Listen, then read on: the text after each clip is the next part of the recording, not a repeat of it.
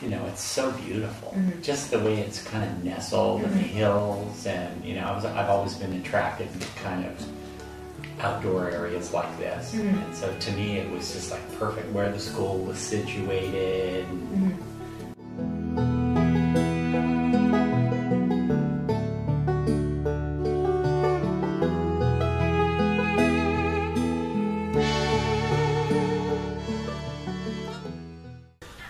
I think in my life I've moved about 35 times. I know my son and I counted them up once.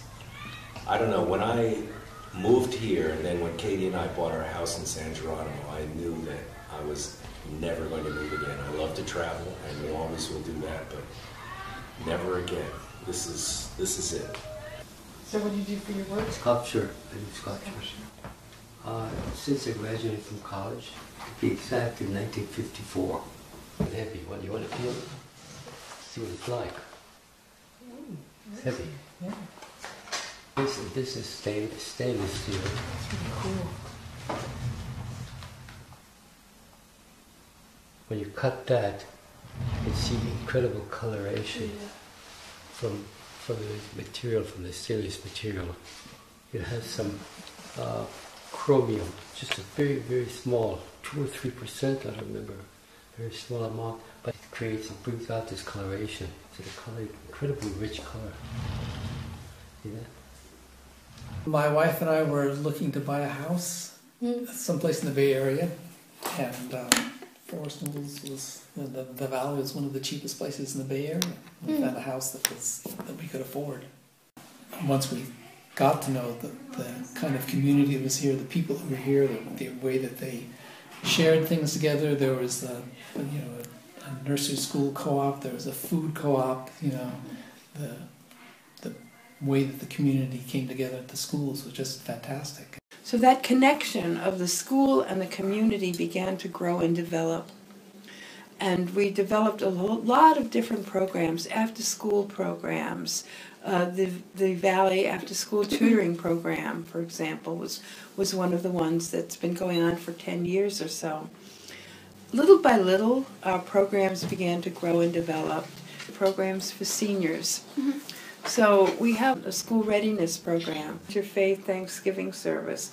The nonprofit organizations can come and just see one another and talk with one another and talk about the Valley and talk about what's going on. What originally brought you to the Valley?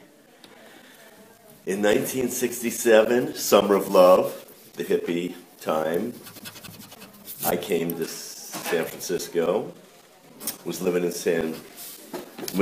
the city, Haight-Ashbury, and one of my friends who lived in our communal house came home one day and said, "Hey, I was just out in a place called Marin County, north of the city. I was way out in a little place called Lagunitas, and I found a house, big, huge house, and there was a band living in it, but there's 7 bedrooms, they're only using 3 or 4, and they don't even know who owns the house. They're not paying rent." And they said, "Come on out with your people if you want, and there's plenty of room for you."